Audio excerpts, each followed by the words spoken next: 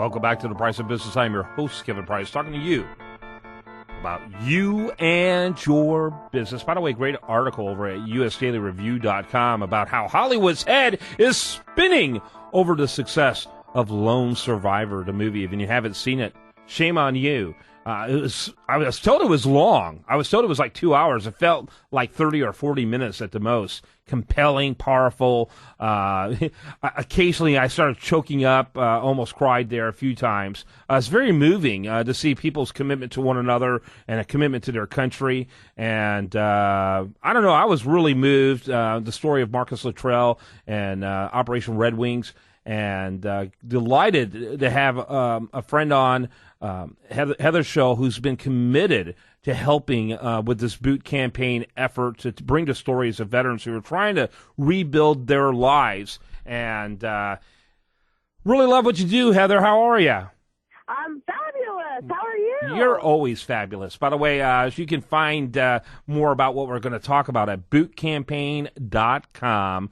Bootcampaign.com. Have you seen the movie? You've had to see the movie. You probably saw the movie before the rest of us mere mortals were able to see it.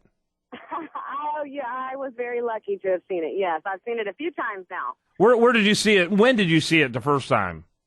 The first time I saw it in November. Ah, you dog. It came out in limited release for the rest of us in December. I couldn't see it until it came out into general release last weekend. Shame on you. Well, I can't. I'm sorry. But you're right.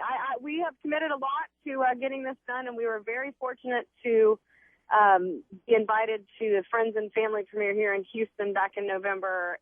And as you said, wow, extremely moving. The movie felt much faster than it was.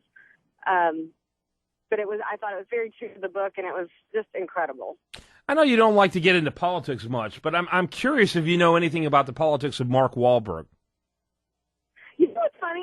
I honestly don't. I would guess at him leaning more the Hollywood direction than the Texas direction. But, all I can say is I know that Marcus Luttrell has been supportive of Mark Wahlberg and the position that he took in working with him and wanting to honor the men who were killed, the families that suffered from that loss. And I think that that's the most important thing to me. Regardless of politics, he was willing to tell the story and work very closely with Marcus and his family to honor the fallen and their families.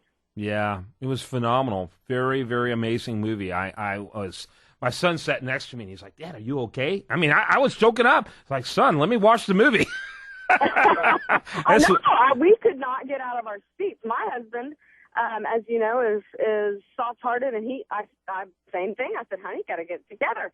But yeah, it was an extremely moving story, and of course, with it being a man movie, but with all that emotion, I can only imagine that everybody's feeling a little bit of that in there with that intensity. Yeah, absolutely. By the way, I need your help. I'm going to try to get someone. I don't care. Maybe even a gaffer. What do they call these people? I don't care who it is, but I need to get someone from the film on my program. And I've had directors and actors from other films, so I need your help. We'll work on that for you. Yeah, I need your help because I want to continue to promote the heck out of this fine film that is not only, informational and inspirational, but darn right entertaining, dang it. I like entertaining stuff. It is, I know. Well, I thought it was great in one of the Q&As that Marcus did. And Marcus is a very opinionated guy. He's a very strong personality, and he he's like all of us, has his opinions. But, he's really kind of stayed away from that with the movie, which has been pretty interesting. And when he did one of the Q&As, he said, this movie is not trying to send you a message. It's trying to show the average American the blood and the bullets and the reality of what's happening out there. And I thought that was great because it's very easy to, especially, the issue that comes up in the movie of, the politics, however brief it is, it's the turning point no matter how you look at it. If the politicians are making the decisions back home that don't have to be here on the front lines, it's a whole different ballgame. And I think it was great that when it came down to the movie, he was not not as worried about the politics, but more about telling the story of his brothers. I thought that was really great. Yeah, and what I thought was really interesting, I noticed this, that they stayed in the solution throughout the entire situation, not in the problem. They were always thinking solution, solution, solution. I love that about those guys. Do you know what I'm talking about? Yeah, absolutely. They always put, hey, are we okay? We're okay. Why commiserate? Never commiserating. They were always in the solution. Okay, we're going to go in this direction. I just thought it was great. I do have a question. I don't know if you can answer it. It seems so obvious, and so I'm afraid the answer as to why they did may be equally obvious. But why didn't they take those prisoners that they initially had that ended up creating so many problems for them? Why didn't they take them to the top with them and wait for help to come and then let them go? Well, honestly, I think that's a question Marcus probably asks himself every night as he goes to sleep. I think there's still a struggle over some of the things that were seemingly obvious now. So I don't have the answer to that particular question, but I know that it's something that, he loses sleep over for sure. Because and I hate to ask that. Everyone's hindsight's 2020. I was sitting in the comfort of a theater with popcorn on my lap and my soda next to me, and so I could be far more analytical than he could. But instantly, when they said, "Okay, here's our choices," I'm like going, "Wait a minute! You have one more option. Take them with you." You've already captured them. So if you're worried about, breaking the rules by holding them longer, how long is too long, right? You've already held them for 30 minutes, an hour. It's hard to tell in a movie scenario. Real time. But who cares if it's a half a day that you hold them and keep, you understand what I'm saying. I don't know. Absolutely. That's what immediately came to my mind. Make them go with you. Right. And gosh, I honestly don't know. But easy for me to say. I was sitting in a comfortable movie theater at the time. So.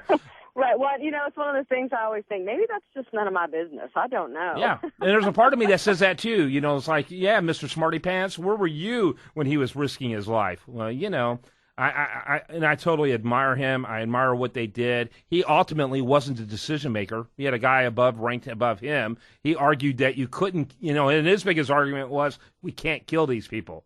We kill these people, we become like them.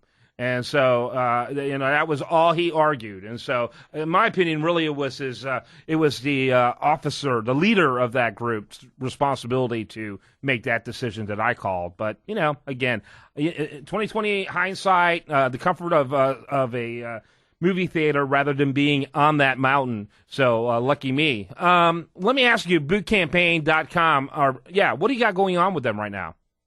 Well, you know what? We have been so wrapped up in the movie and watching it grow and helping promote the fundraising that's going along with that.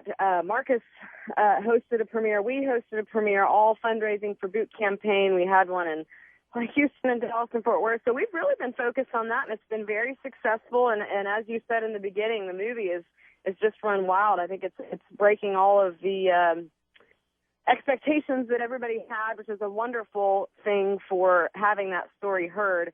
And as usual, Boot Campaign, we're off and running and the new year and planning all of the events all over the place. Yeah. But right now we have been pretty focused on Lone Survivor, which has been, really wonderful. I know Marcus has got the Patriot Tour coming up again, a speaking tour across the country. And so we're still working pretty closely with those guys to get some of that done. Yep, number one January release, I think, ever, is what I've heard. Number one January release. And so props to them. Props to you for the great work you're doing. Props to those soldiers who risked their lives. Man, oh man, I get chills. I get goosebumps just talking about it. Props to you for setting up an interview between me and the gaffer or whoever you get. Right. Mr. The assistant to the assistant of Mark Wahlberg. I don't care, but I look forward to that. And thanks so much for being with us. Of course. Thank you for having me, and I'll get to work on that. All right. Heather Sholl, bootcampaign.com. When we come back, much more for you. I do want to remind you that on tomorrow's show, we're going to have so much more for you. This is The Price of Business.